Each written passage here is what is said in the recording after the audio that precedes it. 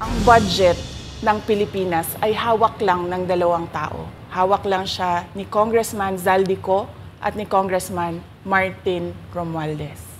Yan ang katotohanan. Halimbawa ko dito, medyo mahaba ito, kaya pagpasensyahan mo.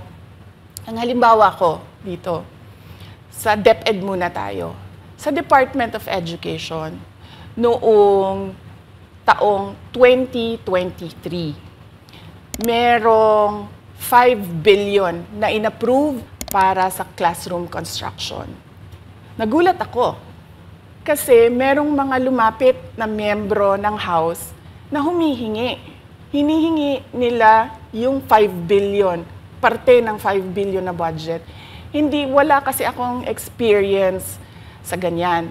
At saka ang pagkakaintindi ko, pag in-approve na yan ng Office of the President, ibibigay na yan, pagdediretso na yon sa approval at trabaho ng Department of Education sa construction ng mga classroom. Nagulat ako, may humingi. Magkano ba ang amin dyan? Magkano ba ang amin dyan? So sinabi ko, hindi pwede ito. Kasi ang mangyayari nito, hindi magagawa ng Department of Education ang trabaho namin na mag-construct ng classroom ayon sa classroom backlog at sa prioritization base sa backlog at sa classroom construction. So sinabihan ko yung isang congressman, sabihan ninyo si Martin Romualdez na hindi pwede chap-chapin ang classroom construction na 5 billion. Kaya kung makikita ninyo sa budget proposal na approved ng Office of the President, 5 billion yon. Pero nung lumabas yung GAA o yung budget approved noong 2023, naging 15 billion siya.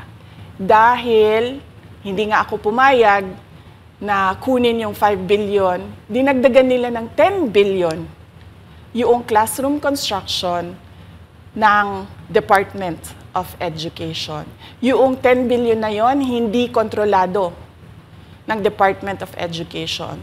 Controlled yon ni Congressman Zaldico at Congressman Martin Romualdez. Hindi ko na kailangan ng corroborative witness dito dahil makikita nyo yon sa papel. Makikita ng taong bayan yon sa papel. NEP, 5 billion, lumabas ang budget approved, 15 billion. So maiintindihan niyo, 'di ba? Bakit pa tayo magbo-budget hearing para sa Office of the Vice President? 2 tao lang naman ang nasusunod sa budget ng bayan natin. Halimbawa, taong 2024. Kung makikita niyo, ang approved na budget ng Office of the President para sa classroom construction ay 19 billion. Noong lumabas na ang House version ng Appropriations Bill, ay naging 24 billion ito. So, approved 19 billion, paglabas sa House, naging 24 billion.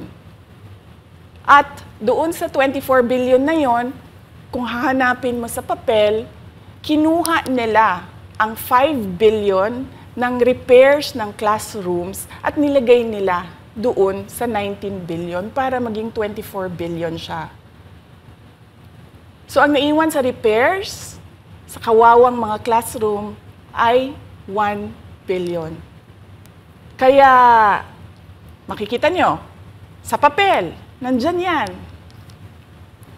Naging 24 billion. At hindi lang yan, dahil noong 2023 ay hindi ako pumayag na hindi masunod yung DepEd na rules sa paano mag-classroom construction based on need.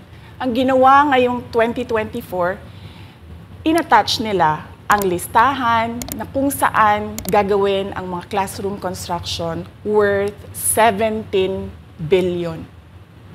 Makikita nyo yon sa papel. Pagdating namin sa Senate, nakita yun ng mga senador. Tinanong nila ang Department of Education, totoo ba o hindi totoo na galing sa inyo ang listahan ng 17 billion ng mga classroom construction. So sabi namin sa mga senador, hindi totoo. Hindi namin magagawa yung trabaho namin. Hindi natin masosolve ang classroom backlog kung ganito ang nangyayari. Pwede ba ninyo kaming tulungan?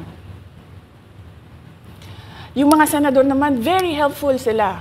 Oo, tulungan namin kayo. Kaya nga kung makikita ninyo sa interpellation ng isang senador doon sa budget hearing sa Senate, tinanong niya diretso, galing ba sa DepEd ang listahan ng 17 billion?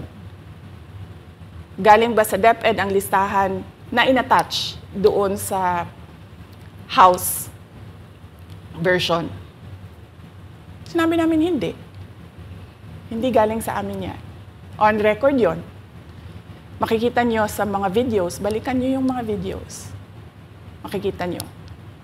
Yes, my concern, Madam Chair, Mr. President, under the GAB, I observed that there was an increase in the budget for the construction of new classrooms from 19.6 billion to 24.6 billion.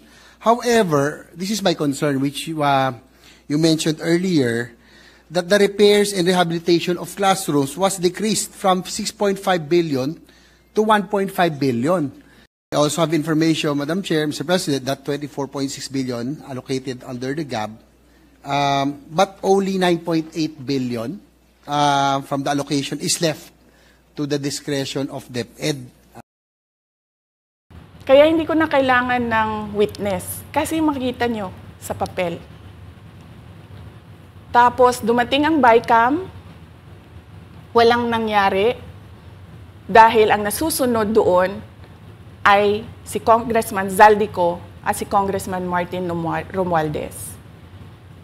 Kaya nandun pa rin naka-attach yung 17 billion na ginawang listahan ni Co at ni Romualdez. In fact, balik lang ako konti sa'yo ha. Kahit yung mga congressman, nakikita nila yung problema ng ginawa nila na pag-attach ng listahan sa budget. Kasi doon sa basic education hearing noong May 2024 ng House of Representatives, merong isang congressman nagreklamo, bakit ang tagal ng classroom construction? Bakit ang tagal? Eh sabi nung USEC ng DepEd, kasi may pabago-bago sa listahan ng DPWH dahil hindi kami ang gumawa ng listahan. Yeah, Mr. Chair, with respect to the 17 billion in Annex A of the GAA, we are not privy on how the school sites were chosen. So be it as it may. How is it chosen? I'm not privy to that, Mr. Chair. As, when the GAB came out, there was a 14.7 billion Annex A. Then when the committee, the GAA came out, from 14.7 it became 17 billion. So we are not privy to how the list was generated. So dagdag ko lang yan doon sa confirmation na kinuha nila yung budget ng DepEd at isa yan sa mga rason kung bakit ako nag-resign sa Department of Education. Hindi na ako papayag na sa susunod na taon, ganyan pa rin ang gawin nila at ako yung mananagot sa ginagawa nila. Kaya yan yung sinasabi ko, bakit pa tayo mag-question and answer dito para atakihin niyo ako? Eh, ang masusunod lang naman sa budget, 2 tao lang. Makikita natin na let's stick to our plan, atakihin natin ito siya. Walang kinalaman sa kanyang Office of the Vice President 2025 budget proposal.